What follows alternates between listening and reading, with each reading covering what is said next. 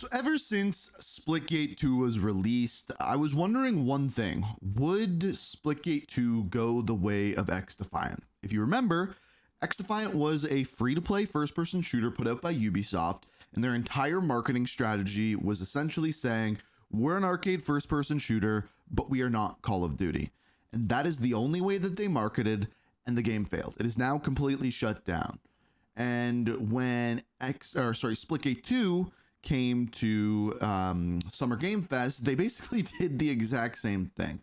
And as of yesterday, they put out this statement.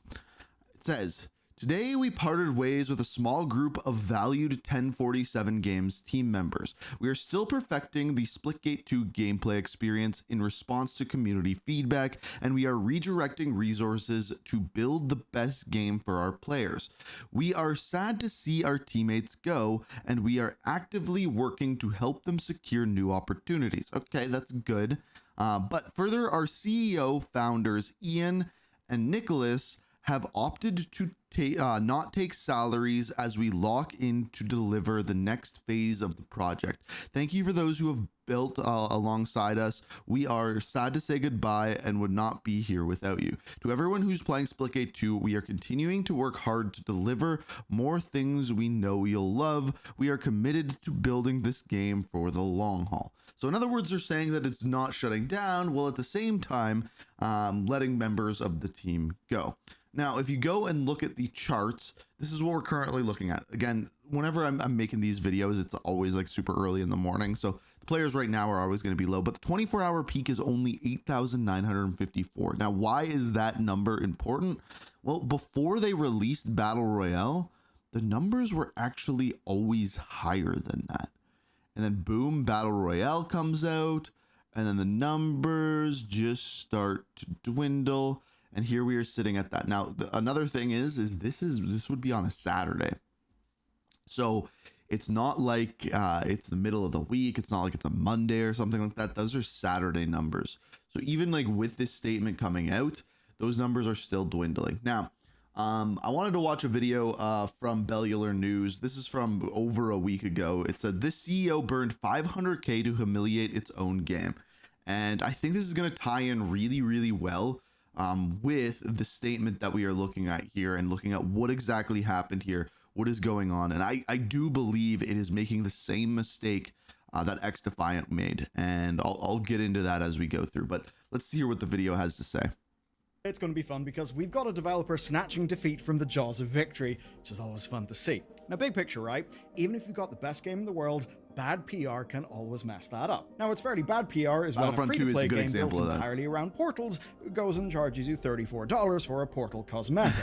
That would be bad enough, but here's what's worse. The CEO decides it's his time to shine. He gets on one of gaming's biggest platforms and he declares that he's came to make FPS great again, only for everyone at home to log in and discover that, well, this game has got $34 portal cosmetics. And to be fair, this entire bundle is now $40, so not just the portal is $34. A portal, 4 guns, and a skin are $40 now. Few things that end up just being quite a bad look. So that's the situation that's happened with 1047 Games. They make Splitgate 2. They've had a fairly bad weekend. Basically, the launch on one of gaming's biggest marketing platforms turned out to be a little bit of a disaster. Now they're putting out PR fires, they're dealing with angry players, and they're walking back fairly terrible decisions, all while passing the blame onto someone who's no longer at the company. Yeah, this was bad. In a way that certainly does raise questions. First, I gotta get you up to speed. So Splitgate was one of those big pandemic-era success stories. It essentially found its moment. Now, the game originally launched in early access in 2019. Like Among Us, it found an audience, right? In that overall... I think they said they had 30 million players, or 30 million downloads at least, for a free-to-play game that's doing well. But it was nothing breakout. But then came July 2021. Basically, they launched their open crossplay beta ahead of the console launch. It was perfect timing. Players had not gotten a next-gen Halo-like game yet. Not that they'd be happy when they did get Halo Infinite, but essentially, people were starving for a big-budget arcade shooter. I was one of them. I played, I had fun, and it was a sensation. And if you don't get why, essentially picture this. A Quake and Halo-style team-based FPS very Xbox 360 era aesthetic, so kind of nostalgic, plus a portal mechanic that made movement. If you look at these maps compared to, say, Halo, they look very Halo 3, where when we look at Splitgate 2, it doesn't really have the same Halo vibe map-wise. Cerebral. And more than just movement, you would literally be playing mind games and doing all sorts of crazy shit against your opponents. It was real fun, loads of us played, and the team reported over 100,000 players across all platforms. But oddly, by September 2022, the developer 1047 decided to end development. Yes, to end that extremely successful game. The reason being, player interest had dropped off. Now, in a way, that's normal. So again, a similar statement to what we are seeing now. So their response to a dropping off player base of a live service game was to release the second version of it, which is essentially going the way of Call of Duty. Because let's be clear, this is what happens with Call of Duty every single year. Is the player count drops off and they boost it by marketing a new game. And what it did here is drive pretty huge action in the form of a massive pivot. Essentially, they couldn't make a 3-year-old game suddenly meet the demand of a different type of player, the one that ideally would be playing that game ongoing for years and years and years to come. Now, here's the thing with this developer. They had a cool $100 million in funding because Splitgate was so successful. So they decided then to start fresh, to build a brand new game, basically to use everything that they had learned.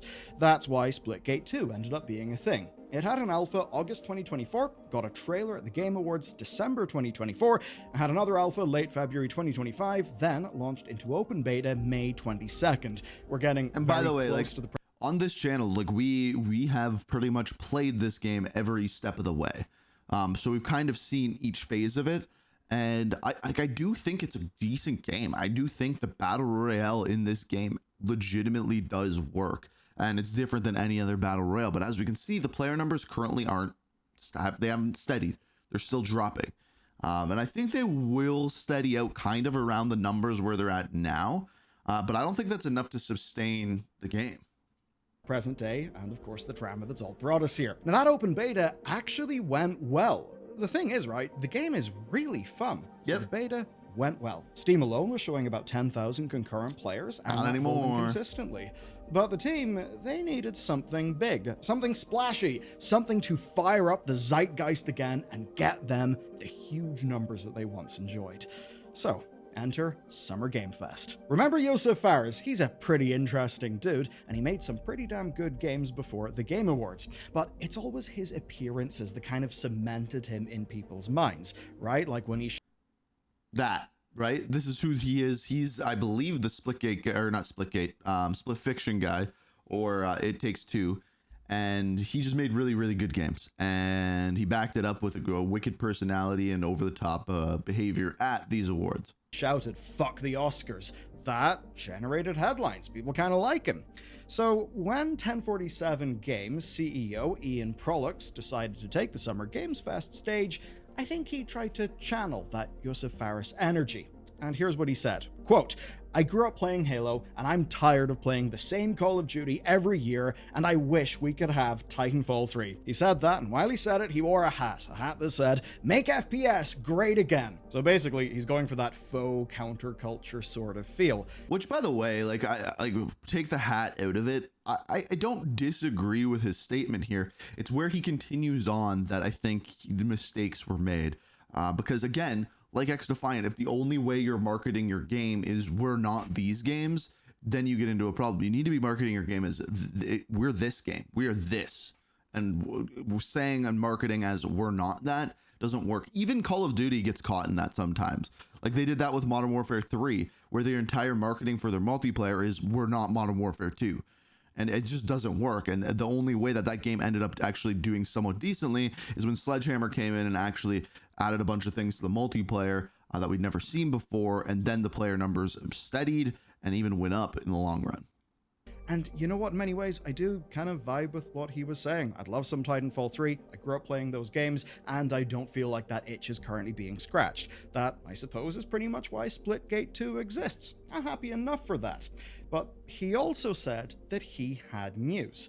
The news of the Splitgate 2 was was actually going to launch right now as he was talking. It also would include a full Battle Royale mode. Yes, Battle Royale, but with their own spin, so you get the best of what a Battle Royale is mixed. By the way, this lines up with like the statement that we've seen lately with shooters that Battle Royale games are dead. That might be more right than we realize. With the arena sort of mode sensibilities of Splitgate. And it had a pretty simple pitch, that unlike big publishers, 1047 was going to make something for the players. So, want to feel like you're 15 again, playing Halo on your 360 for the first time? Well, play Splitgate 2. It won't feel samey like Call of Duty, and unlike Titanfall 3, it actually exists. Now, this all drew humongous attention to Splitgate 2. I mean, even thinking of the views, the Summer Games Fest slot reportedly costs between $250,000 to $500,000. And I didn't know that. So for those spots, they're paying $500,000? Holy, Jeff Keighley raking it in. that was the pricing for 2024. Big marketing event, but obviously it is a huge event. And it actually seems like it worked here. Just look at the results. You've got Steam player counts more than doubling to 25k over the weekend. You've got We daily saw what active happened users, after that. according to Prolux, actually tripling.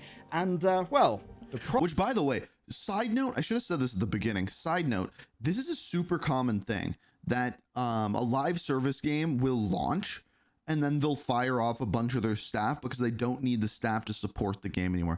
We've seen this before. I can't think of the exact game we saw this for, but it's been multiple games where this exact thing has happened. So honestly, it shouldn't be surprising too, and it's a crappy thing to do. And then they're making up for it by not paying themselves, which is good, but how long are they going to do that for? problem with all of those players is they started using their eyes, and that's where the problems began. Steam user reviews tell the story here.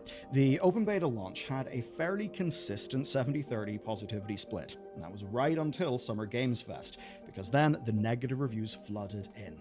But the thing is, right, these are not negative reviews because the game's broken. There were no fatal server queue problems like the original Splitgate. Remember those? They were not fun. No, it was none of that. Players were actually mad about the Summer Games Fest performance. So basically here's the problem, right? If you frame yourself as the upstart taking on the entrenched powers, and then people find that you're using the tools of the enemy, they might feel a bit betrayed. You will lose support. Put simply, That's Prolux's microtransactions. hat promised you the good old days, and then he released a Battle Royale. That's a gaming trend from the late 2010s. And then he also added in some Imagine Dragons music. So basically, one half was saying, this is our retro throwback FPS. The other half was not necessarily that. People were not really impressed. Seeing the Battle Royale meant that it felt kind of like a trend being chased, but a trend well past its sell-by date. Then add to that fairly poor player onboarding for the new Battle Royale mode, and of course, for the original Arena players who got them where they've got, they kind of felt like, hang on, this is going to split development resources. All of this is perfect for making a frustrated audience, but then you've got the shop rotation changing. As an example, if the Battle Royale was the spanner, then the shop prices were kind of the chainsaw. There was quite a change here. Do you remember the Diablo monetization, right, from Blizzard that got people a little bit pissed? They charged $30 for a Portal Recolor bundle. Splitgate 2 was charging $34 for a... Which, by the way, just side note, I think this is a cool idea. Having the colored portals like as something that you can sell. And I said this from the very beginning when they launched. I wonder what would have happened if this bundle would have been $5. If they're like, oh, they are doing something different than the gaming community. And I'm sure he's gonna get into this. Guess what they blamed this price on? Call of Duty. Single Portal Recolor. Just wait. For Just $80 wait. as a part of a bundle, which, ugh, I'm not really okay with that. Now, that bundle had 1 character cosmetic plus 4 weapon skins. And get this, that purportedly was a bargain because it was marked as being 45% discounted from $145. Yes, $145. That's absolutely insane. And at the same time, returning players discovered something else. None of their premium currency transferred over from Splitgate 1. And I think that's well captured by the most helpful Steam I didn't actually know this. review, which sums it up as this. Bro wears a Make FPS Games Great Again hat and makes the most expensive store I've ever seen and releases an unfinished Battle Royale. Yes, framed in those terms, it's quite the plan. Cue the inevitable walk back. So for a moment, it seemed they pushed through the criticism, but then the CEO released a video. Now, in it, he refused to apologize for his hat's political context. I'm fine with that. Then he went and released another video that was apologizing for the hat in its political context. So I'm not fine with that. That was a fun time for him making videos. Now, throughout, he kept saying that they would deal with the, quote, tragically stale state of multiplayer FPS games. By the way, when this video comes out, I guarantee you within the next couple of days, Bellular probably is going to have a video talking about the layoffs. But obviously, then that's what we're bringing into this. The team started picking fights with other developers. By the way, I thought this was hilarious. I make Call of Duty videos, and I thought this was hilarious. And I think they deleted the tweet. So Luke, who I actually have worked with in the past on, like before, I think he worked at Activision. I think he did a couple of renders for me. So he chirps them. He said, makes FPS great again, and it's Splitgate. They responded saying, which Call of Duty does your team make again? I can't tell them apart. Hilarious. But then they go and apologize, and like they do the talk shit, get hit thing. Like, who cares? It's hilarious. I don't know. People are snowflakes. Games. As in, they just went after random COD developers. Maybe not the best move. They then argued with commenters who weren't impressed. Fairly poor move again, given the shit show that they'd caused. Then, eventually, they did actually apologize. And they deleted it. On June 7th, Prolux announced price cuts. He said they were being, quote, community first. The most egregious bundle dropped from $80 to $40, and they Which, by the way, I still think is way too expensive, just to be clear. would refund players the difference. He said more maps were coming. Confirmed the Battle Royale mode hadn't taken resources from other modes. The ranked play and grinding mastery skin challenges were only 2 to 4 weeks away. But where Which hasn't things come get out yet. strange then is when he actually went to explain the why behind this. And this is all through a blog post, again, from the CEO. So, going into the details, he blamed a departed monetization lead for the bizarre costing. Now, this mystery person came from Call of Duty, and they had been incredibly aggressive on pricing, I imagine, both in Call of Duty and also on Splitgate too. So here's the thing. Bundles in Call of Duty are not that price. They're close. They're like $34. Maybe, and between $24 to $34 for a full bundle. So they're close. But at the same time, this is exactly, remember when I started this video and I said they're doing the same thing as XDefiant, where they're being like, ripping on Call of Duty is our marketing strategy. It's the same thing. Because it was incredibly aggressive. Now, Prolux, the CEO, claimed something interesting then. He said that a month before launch, he had personally helped make changes, that Founders Packs should be cheaper and more rewarding, that the Battle Pass, well, should be $5, not $10, and that everything should be more player-friendly. Which is all fairly fortunate. He gets to say that, well, there's a guy to blame for all of this, and look at all the cool things that I did. And yeah, see, there's a guy to blame for it, and look at the cool things I did, and it wasn't my fault. Dude, you're the CEO. If you don't know what the price of your bundle is when it's coming out, it is all your fault, dude. But meanwhile, the whole $80 bundle thing was just something that slipped through the cracks. Basically, it's the work of the guy who no longer works there that the CEO didn't pick up when he was trying to make the game for the gamers. Now, by the time of writing, the Steam reviews sit at about 63% positive, which is a knock to the game, but it's absolutely not unrecoverable. I wonder what it is now. I think the price cuts definitely helped here with the PR. Even if you do think this is what they had initially planned to do, I mean, a price cut is a material action. I froze the computer. But here's the thing, right? Here's the thing. This is an unforced error. None of this had to happen. They essentially made a deliberate marketing decision here. They positioned themselves as insurgent disruptors. They didn't really have the goods to actually back that up. They did a product release that didn't make them feel like they were a disruptor, and then they started beefing with random developers on the internet. Which, you know, I get wanting to be down with the people, but I think a lot of adults will look at you and think, all right, but, you know, we probably do want to trust you. You should probably try to act like pros. And I suppose it also doesn't help that they kind of ignored how the market had changed. But here's the thing with that framing, at least in my opinion, right? Whenever it initially happened with Splitgate 1, it felt measured and it felt kind of authentic.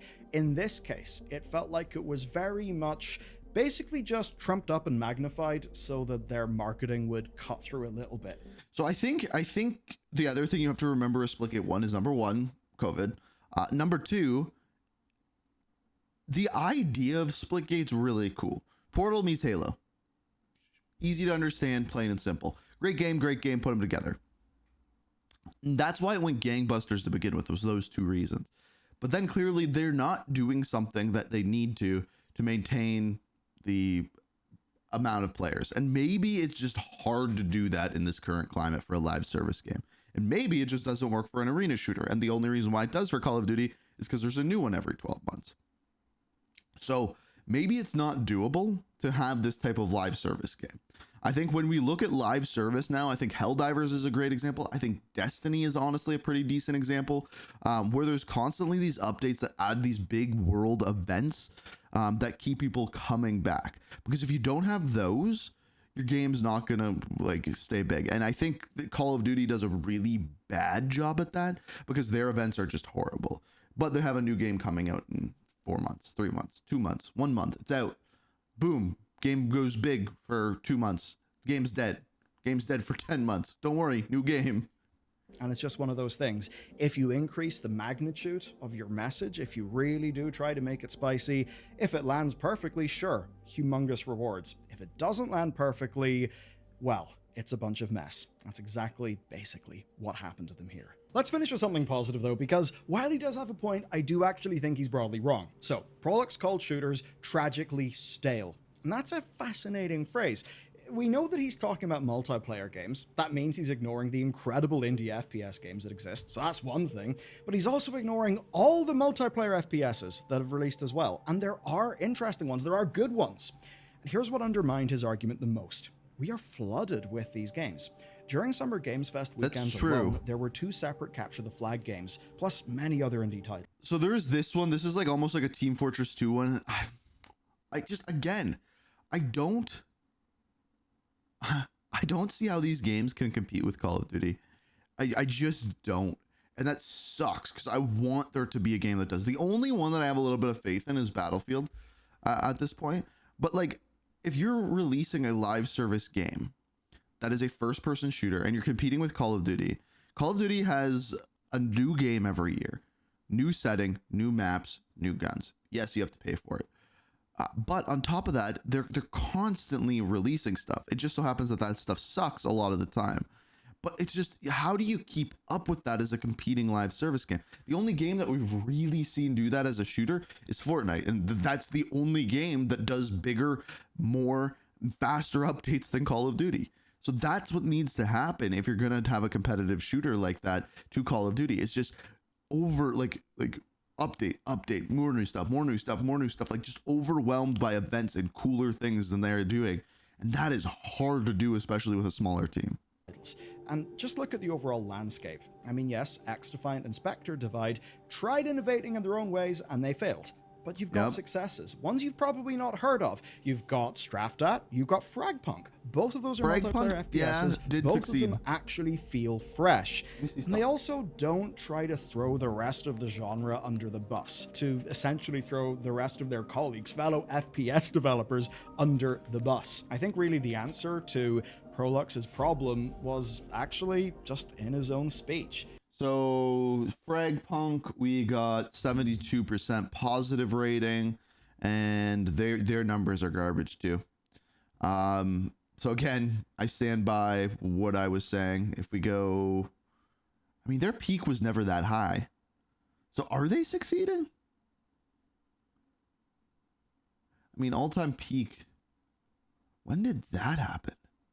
So boom, release. That's still not. Their all-time peak is not on here. That's weird. Oh, it's further back. Gotcha. But yeah, their numbers have dwindled as well. So again, same thing with what I was saying.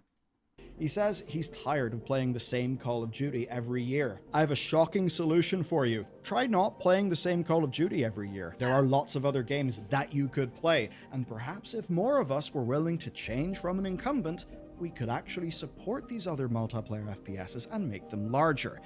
But the inherent problem is, actually getting someone to change is really, really hard. It's true. Anyway, why not just convince people to try and play something else? And to do so, by that new thing, the something else, being inherently interesting, to be generating its own demand organically through what it is as a game, and not just in a cheap throwaway junk food manner like trying to trash the whole genre at the same time. Because if you start playing that trash talking game, well, you goddamn better be perfect in how you execute everything else, because people... That's a good point. What he just said is you can do the trash talking thing, but expect it back. And if you're not perfect, then people are going to be like, you're not backing up what you're saying. Will be willing to hit you with your own style and your own language. That shit bites both ways. And on stuff that bites both ways, positives, negatives, well, generative AI, you guys don't really seem to want it to be, rammed into everything. We've actually seen a number of big AAAs formally disclose. We saw Mr. Beast get dumped on for that one the other day. That maybe we'll do that in a future video if you want to see it. Now, is the game screwed? No. I think the player numbers, if they maintain around 10,000 on Steam, I think that sits them around 100 to 200,000 concurrent across everything. I think their biggest audience is actually console, not PC, which is kind of surprising. But if they're laying people off, it's not looking good. But I'll said it before. I said it with XDefiant. I'll say it again. You cannot build a game based off of saying we're not something else. Don't tell me what you're not. Tell me what you are. And by being like, we're not Call of Duty, XDefiant failed. Now, there was other reasons behind that too. But you can't market a game like that. It just doesn't work. Imagine CD Projekt Red comes out with Cyberpunk 2077 or a new game, Cyberpunk 2078. And their whole marketing is we're not a Bethesda game. We're not, why can't I think of the name of the freaking game? My brain is not working. Or we're not this game. We're not that game. It just doesn't work whatsoever. They show what they are, what they do, and then let people make the comparison for themselves compared to those other games, what they do better. By the way, the name of the game that I was thinking was Starfield. It came to me eventually. Difficult brain working time. Anyway, it just doesn't work marketing a game like that in any front, in any sense of the matter. So if you're going to market your game like that and you're going to talk crap to other people, you can do it. You're just, don't make it that's the thing that you do. And then I think coming out in front of that and being like, it wasn't my fault that it was $80. Dude, everything that happens in your company is your fault. You're the CEO. You're the leader. A leader doesn't blame someone else. A leader says, hey man, $80 is ridiculous. Like, what was I thinking? You don't blame someone else. You don't blame Call of Duty because you're already competing with Call of Duty. If you're blaming Call of Duty for what you're doing, you're not being different than Call of Duty. End of story. But yeah, I still think like $5 for bundles. If they would have done that, no other game's doing that right now. That would be, then you can say we're doing something different. And then you wouldn't even need to make a comparison. People would do it for you.